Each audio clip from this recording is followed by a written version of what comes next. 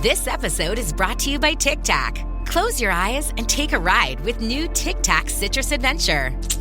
Awaken your senses with harmonies of sour and tangy fruit flavors. Picture the vibrant trio of mandarin, lemon, and lime as each flavor mingles to create a refreshing symphony. Pick up a pack and dive into new Tic Tac Citrus Adventure. Visit @TicTacUSA on social to share the good vibes. Would the Telegraph give us cash for questions? Answer me this, answer me this. Am I proof of the failure of natural selection? Answer me this, answer me this. Helen and Ollie, answer me this. And now on Answer Me This, it's time for Desert Island Discs. Hello,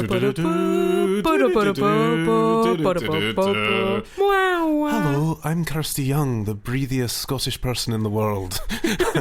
and my guest today is you, because you've given us lots of feedback on our discussion about Desert Island Discs last week, and specifically the matter of what your luxury item would be. We put this out on our Facebook wall, facebook.com/answermethis. What would be your luxury item? We've had some great responses, Helen. And some rubbish ones as well, where people did not play by the rules, which is no transport, no communications, no other people. Other than that, you were great, you guys.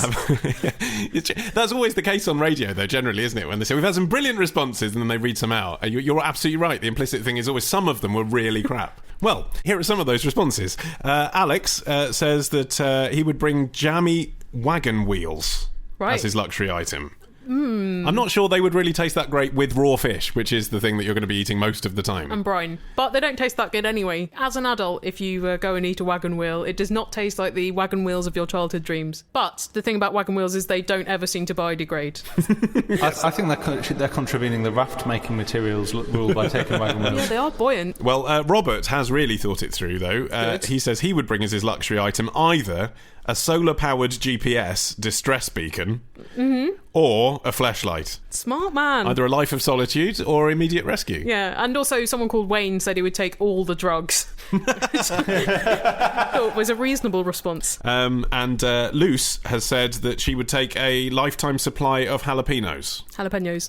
I say jalapenos. It's pronounced jalapenos, Well, though. I say jalapenos. You just said jalapenos.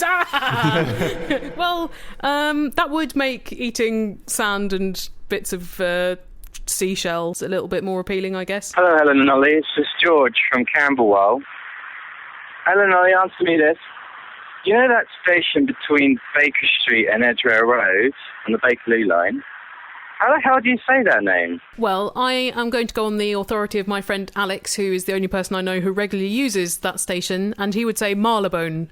Marylebone. No, I say Marylebone. Well, I think that's okay as well, but it's not Mary Lebony.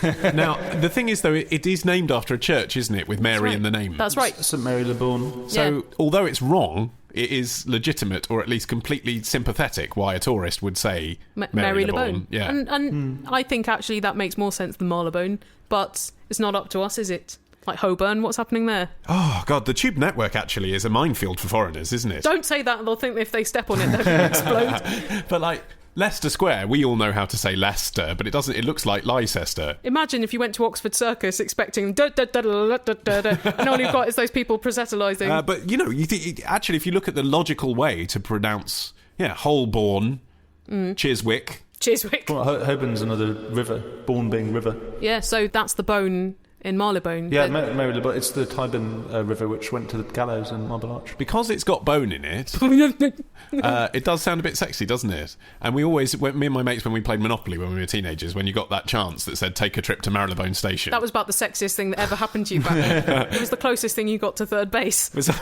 But like when people say changing at Baker Street, because you go from the pink line to the brown line. Wow, I'd never heard that. That is filthy. It is filthy. You hang with horrible people. That's pathetic. I already thought that Monopoly was an awful game, and now I think it's even more depraved. There should be an over-18s warning on Monopoly boxes. Well, here is a question from Zainab, who says, the ladies on ITV's Loose Women sit so comfortably on bar stools with no back support. How do you know they sit so comfortably? It's just the showbiz smile. Exactly, they're given the appearance of sitting comfortably. Oh, the ballerinas really enjoy walking on their tippy toes. Zainab says, Ollie, answer me this. don't they get backache? Probably they do. But then they'd probably moan about it again and again on Loose Women. Well, yeah, exactly. It's subject material, isn't it, for a future episode? But they wouldn't blame the stools because that would be biting the hand that feeds.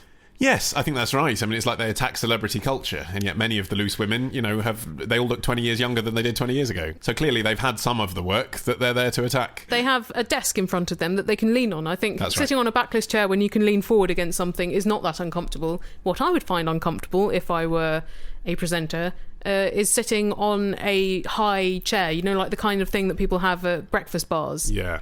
I always feel like I'm going to fall off those. Well, actually, talking about ITV daytime shows, when I do the paper review on Lorraine, they put us on those breakfast bar stools. And actually, it's a trick of the camera. It all looks like the three of us are around this tiny little sort of card table size thing. But actually, to get all three of us there and the newspapers, the way they have to do it is one of us is sitting about 3 foot away from the table. Oh. So you're sitting on this breakfast stool kind of marooned. And it is actually quite a delicate act, making it look like you're comfortable. But I guess that's the thing, isn't it?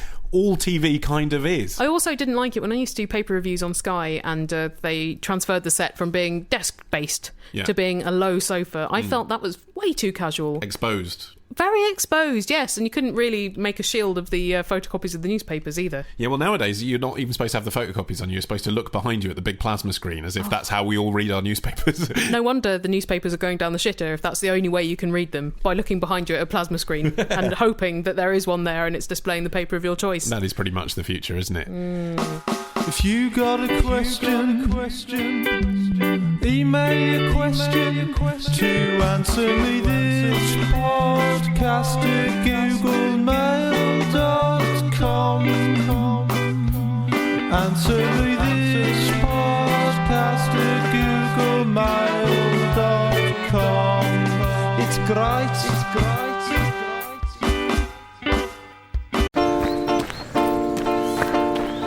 At New Balance, we believe if you run, you're a runner. However you choose to do it. Because when you're not worried about doing things the right way, you're free to discover your way.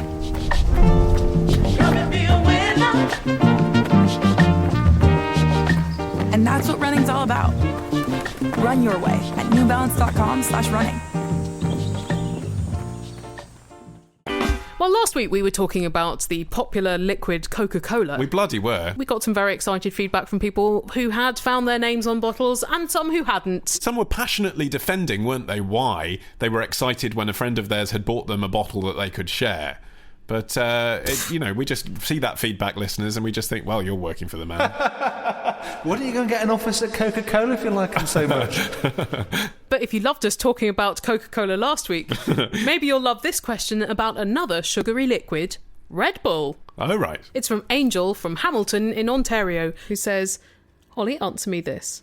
Red Bull. How has this foul-tasting sugar and caffeine explosion drink become so big? Sponsoring Formula One cars, space trips, and a million other events around the world. I think you answer your own question in the second part of your question, actually. They've become so big by doing that sponsorship stuff. Really? Because usually it's the other way around, isn't it? Like, you might expect, say, Fanta to become big and then start their own Fanta flug tag. Are you saying that Red Bull thought flug tag first, drink second? Yeah, absolutely. So the Red Bull drink itself is based on an energy drink from Thailand. Right, which is why it's so sweet and disgusting and wrong. Yeah, apparently the tuk-tuk drivers used to drink it to keep them awake on long shifts around the city. And it was discovered, if you can call this kind of colonialist discovery a discovery, by an entrepreneur who went there on business. His gap year. Tried it and thought, there's room for an energy drink in Europe and in America. Yeah, with bull bile in it. But, well, this is the thing. It took them years to develop the brand itself. And right from the beginning, the brand was more important than the drink. Because we all know the drink tastes horrible. Always has tasted and looked like medicine. I have tried a sip and it was so disgusting I never will have it again. Yeah, now, I tried a whole can once to keep me up during the night when I was writing an extended essay about Patrick Marber. Pretty rock and roll. And It tasted like your Red Bull, but sweeter. It just made me look like I'd been on acid all week, basically. You'd never know that I'd been up all night writing an extended essay. You would have thought that I'd been constantly clubbing for 5 days. So it really made you all buzzing. And that's part of the appeal as well. It's aimed squarely at young men, isn't it? Yeah, my brother used to drink a lot when he was doing the stand-up circuit quite heavily and he was driving long distances late at night to get home from gigs, so his car footwell was full of empty Red Bulls. pills. Yeah. Well, it's addictive because it's a really strong caffeine mix, and it works. It does keep you up. I mean, I literally couldn't sleep for about a day and a half after I had it. Did you get palpitations? No, it was only one can, but I definitely. I mean, I tell a lie when I say I've only had it once. I've had it once since then, and it was when someone gave it to me at a stag do without telling me that it was a mixer. Ooh. So they got me a Red Bull and whatever it was in a cocktail. And actually, I'd been drinking all night because it was a stag do. It was like my 10th drink. And I felt amazing after it. I did actually say, God, I feel really good now. And then they told me it was Red Bull, and then I thought, fuck you, because now I'm not going to be able to sleep all night, and I couldn't.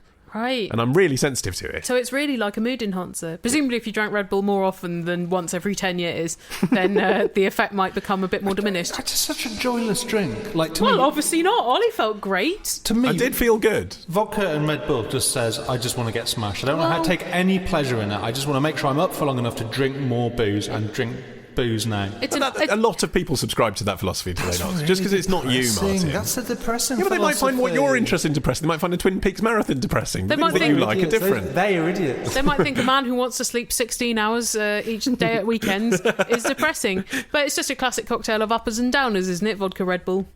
Yes, well, I suppose that's the point, isn't it? You get the hit of the alcohol, but not necessarily the instant depression. Yeah. No, well, you don't get the sleepiness of the alcohol because you've got the Red Bull to keep you at neutral. Anyway, point is, they now spend, apparently, between 30 and 40% of their annual budget. That's the budget that covers their staffing costs, their distribution, their factories, everything. Wow. On marketing. Wow. 40% on marketing. That's how they can afford to send Felix Baumgartner up to space and send him out of a rocket. They do all the soapbox racer stuff as well, like they used to have in Charlie Brown. Yeah, and the thing is, right, since Red Bull have been doing this for the last 20 years, it now seems like the kind of natural thing that a drinks company might sponsor. Yeah. But Red Bull pioneered those were all minority sports. Soapboxes were minority sports. What did you call that one? Flugtag. Flugtag. That's the thing where someone builds a crappy flying machine and then they launch themselves into a pond. Like they do it in the Serpentine in Hyde Park. It's quite fun, actually. It is fun. But the point is, minority sport, and even Felix Baumgartner, what he was doing was minority. It's only because Red Bull put their name... I mean, I know they bought a Formula One team, so with that exception, generally speaking, they tend to go into areas where no one else was,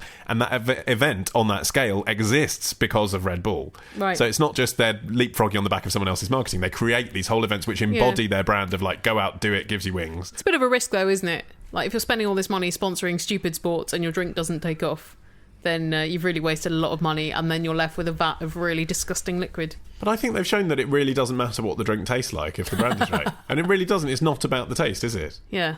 You know, that is the differential fact that Coke and Pepsi have been slugging over for the last 100 years. But actually, when it comes to it, you can launch a brand that tastes horrible and no one cares. Like Fentimans. All Fentimans drinks taste like dishwater. And yet because dishwater with an organic sugar cube in it. Yeah, but because they're in a nice glass bottle with an old-fashioned label, everyone assumes they're nicer than the other drinks, and they're disgusting. You think they're going to be great, and they're always such a disappointment. Yeah. Oh. Yeah. I'll take a Krabby's any day. But if Fentimans started sponsoring, like, the Victorian Steam Fair... then I think probably a lot of people would go for that. They'd pay a fortune for this sort of brand consultation. Why are you giving it away for free? I'm not businessy. They've got the branding right. They've just got the liquid wrong. But obviously that is that's the most minor part. Yeah. Like Coke just tastes of sugar, doesn't it? I mean, really, like... Don't tell everyone the secret, Martin. There's some vegetable stuff in there, but you could put like an old Sprite in there and it would basically... the amount of sugar that it has would completely mask it. Says the man who won't drink supermarket own brand colas because they taste different. So obviously it does taste special, Martin. Yeah, and Virgin Cola as well. I like Virgin as a brand. Couldn't get my head around that. It wasn't nice. Do you remember when Virgin Cola launched and its big marketing ploy was to make its bottle look like the figure of Pamela Anderson? I do. Because this was the mid-90s. And yet the bottle was cool. I always thought the bottle looked weirdly straight-sided if you're modelling it after the Pammy. It didn't have an arse, which was weird. Or boobs. It sort of had boobs because it came out slightly at the top. Yeah, but it had a sort of bulge of boobs like an Edwardian governess had, but not the globes of Pamela Anderson. Yeah, that's what they should have done, Helen. Virgin Cola would still be with us today if only Branson had launched it with the governess. Well, I think so. Well, here's another question of drinks from Sarah, who says, when I was much younger and poorer, I lived in a teeny-tiny rented attic flat at the top of a posh building in Bath. My neighbours were obviously a lot more well-off than me, and on recycling day, I would regularly swap some of their empty champagne bottles into my recycling box to make me look more upmarket. That is a brilliant wheeze. Like the recycling people care. Like they're going, oh, look at this one, Dave. Take care when you throw it into the back of the truck. Now, many years later, says Sarah, I live in my own little house in Aberdeen. Today, after coming back from walking my dog, I see that someone has put a bottle of Buckfast in my recycling bin. What's Buckfast? It seems to be a mixture of wine and speed, as far as I can work out. I've only had it once because I did not enjoy it, but it was sort of like drinking undiluted Vimto cordial mixed with port. Is it fair to say, therefore, that the problem is this is seen to be a drink perhaps consumed by people who aren't as well off as the people that Sarah was pretending to be with the bottles of champagne in Bath? Well, I think it would be fair, Ollie, because from Buckfast quite august beginnings, being made by Benedictine monks as a health tonic, it has now become a drink that has been cited in 6,496 crime reports in Scotland, where Sarah lives, over the past 3 years. Okay. That's 2,000 plus Buckfast-related crimes per year. Okay, so we're talking a Jeremy Kyle-style beverage, basically. We all know where we're at. Yes. Well, she says, Ollie, answer me this. Is this karma? And if so, what does it mean? And what will my neighbours think? I'd like to say that your neighbours will just think, oh, she's great, Sarah, look at her, she can mix it up, she can have champagne, she can also have Buckfast, because she's a young, free as a bird, seize the day, joie de vivre type. If my neighbours were in the habit of going through my recycling and interpreting my character from it, I would not care what they thought. Well, I think Sarah needs to really readjust her self-esteem if it's so dependent on what people think of her for things that are in her recycling. She's got a long history of it. The thing is, I don't go through people's recycling, I don't do that. But I do judge people on the items that they buy. You know, in the supermarket, if I see someone and I'm like, oh, value baby food, but premium lager brand, think you've got your priorities wrong. Don't you do that? The baby will only have the good lager. After a hard day at the podcasting coalface, I like to relax with a movie. Perhaps a Black Swan, The Social Network, or Pixar's Ratatouille. Where you can stream all those films and shitloads of others if you sign up for our free love film trial at answermethispodcast.com/halffilm. It's well worth your while. Because it's free. Here's a question from Rich from Hampshire, who says, I've recently broken up with my girlfriend, and instead of throwing out the various items around my room, like letters and photos... Okay, so not like the bed sheets and everything she ever touched, repainting the walls, to know what you meant. I have kept them. Okay. I also did this for my ex before her, and I still have a box containing all the keepsakes and memories from that relationship. Yeah. So, Helen, answer me this. Is it weird/unhealthy to still have all these items? I can't do this for every potential girlfriend in the future. But... Well, you could, because a lot of the files will be digital. Yes, and a lot of the photos. Depends how large a house you live in, doesn't it? And how many women you get through. But for some strange reason, I just can't get rid of them.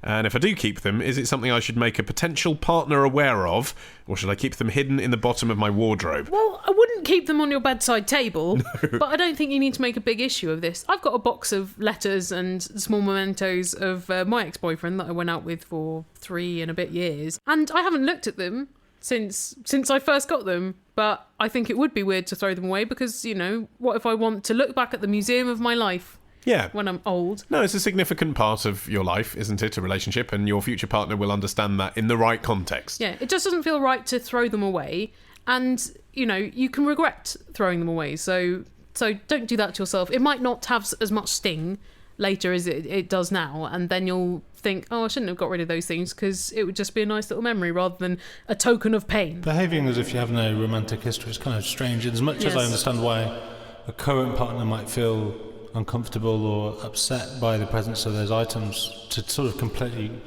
airbrush any past romance from history is stranger, I think. It's unrealistic, isn't it? Although I don't like it when you make me wear that mask of your ex-girlfriend. Although I would feel odd throwing out my ex-boyfriend's stuff, when we split up and he got a new girlfriend, I assumed that he would throw away all the things I'd made him and letters I'd written him. And that was painful at the time. Now I think actually it'd probably be a relief if they never came to light. Well, disagree, Helen. Imagine the value that Helen Zaltzman Juvenilia could attain on eBay. Rich, if you're listening, please throw them away. I think where you hide it, though, is the issue. If it's hidden, ostensibly hidden, that's a problem. Yes, put it somewhere where it's with other things that don't appear to have much significance. Yes. Ordinary books. In plain sight, but a place where not many people are looking. Yeah, I think my box of letters is somewhere near our router. There's a difference in things that look hidden and like you've tried to bury them, and things that are just there. I mean, this was the strategy I used as a teenager for my porn collection. Is I had all of my mags, as in my non-porn mags, with spine facing outwards. Yeah. So I had a collection of Amiga Power, and then I had a collection of the short-lived title Comedy Review. And then you had Jug's Power Review. And then Jug's Power Review in between the two, Yeah. with the spine facing the wall. That is a clever system. So in plain sight. In plain sight, and it sort of melted into Amiga Power. But on the other hand, You if knew. anyone ever found it, I'd be like, yeah, it's a porn magazine, it's fine, I'm okay with it. We've probably got a lot of listeners who are thinking, why did he download and print out his porn when he could have just streamed it and not had this problem? Hello, it's Steve from London. I've heard a rumour that Dr. Fox is not a real fox. So, Helen and Ollie, answer me this. Who is the most misleadingly named celebrity, and who is the most aptly named celebrity? I think Tom Cruise is pretty aptly named, as I imagine he likes to go cruising. You're right, Tom Cruise does love P&O ferries. He's well known for that. I would say that the most inaptly named famous person is the Labour peer Lord Adonis. He's actually from a Cypriot family, though, that's why. Yeah, but he didn't choose it. He's not built.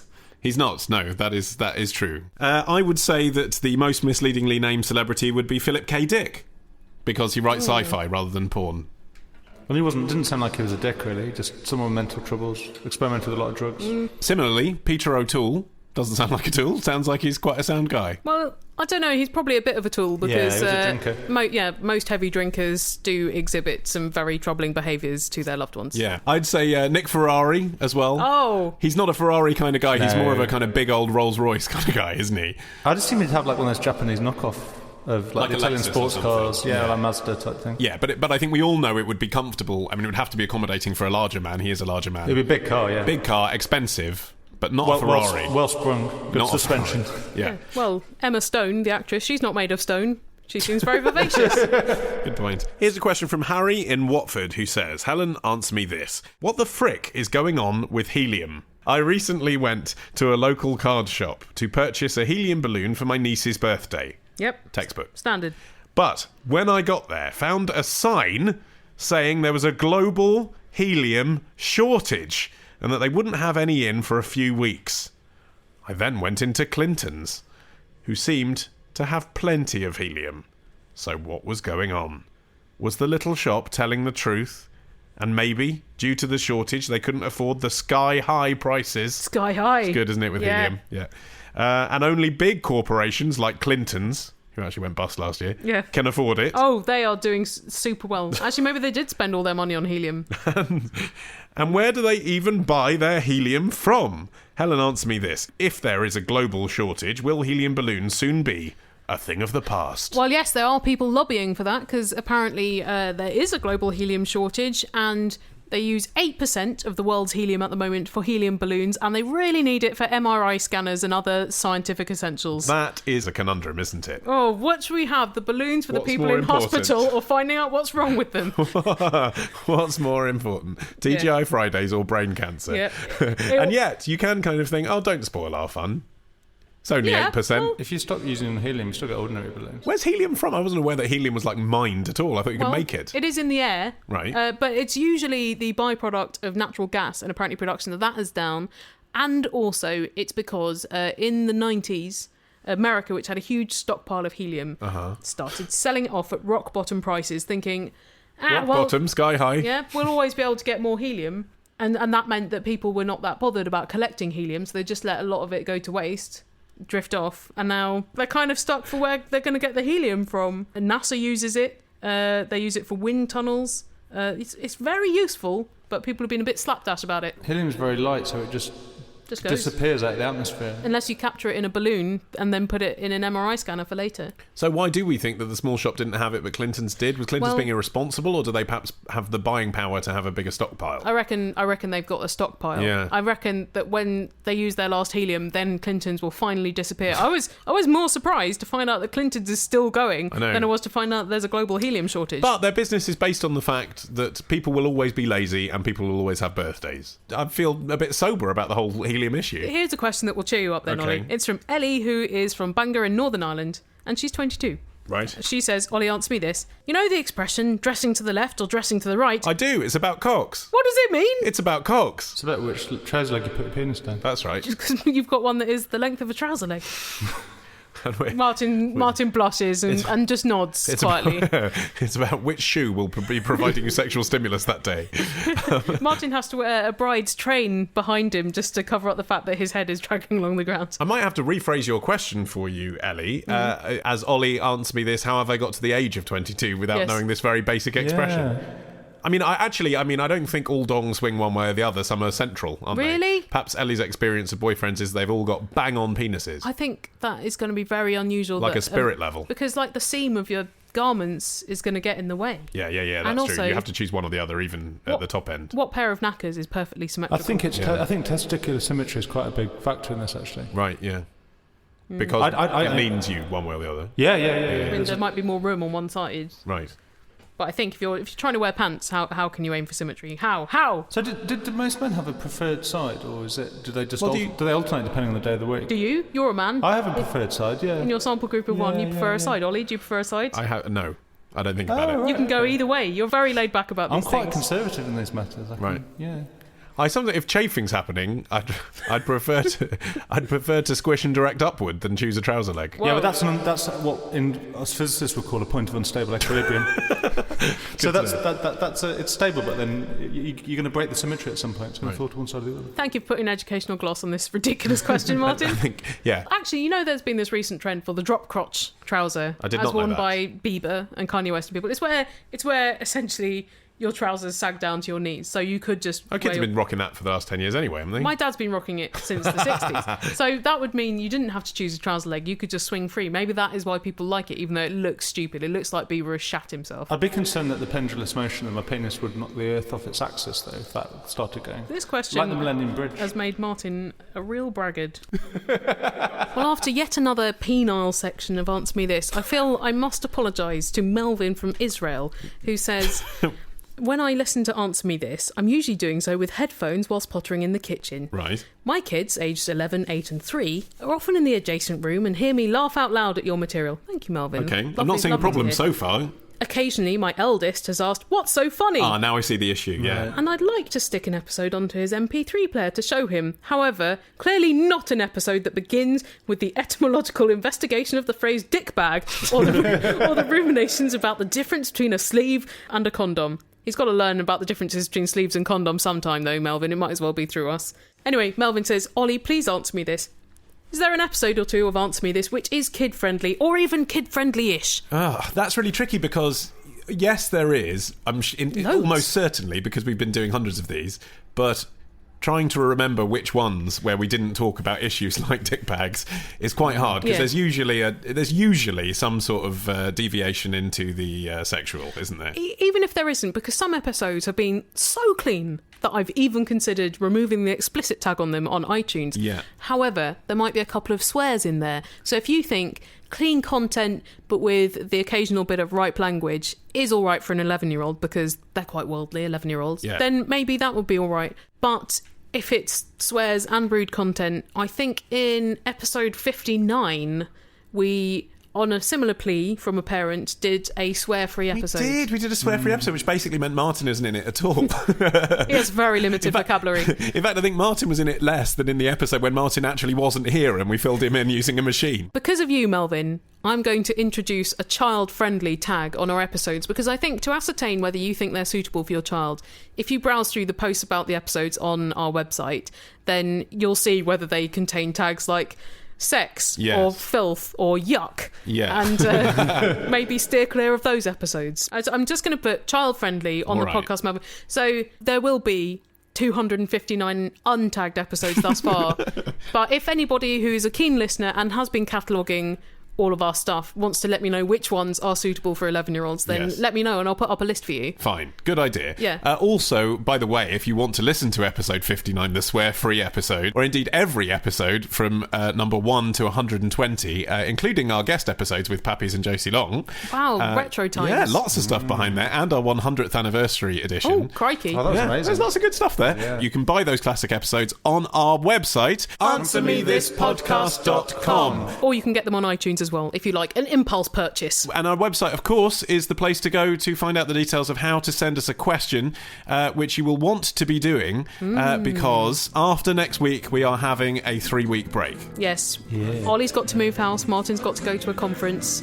You see how these things happen, listeners. But we will return next week, and hopefully you will too. Bye! Helen and Ollie are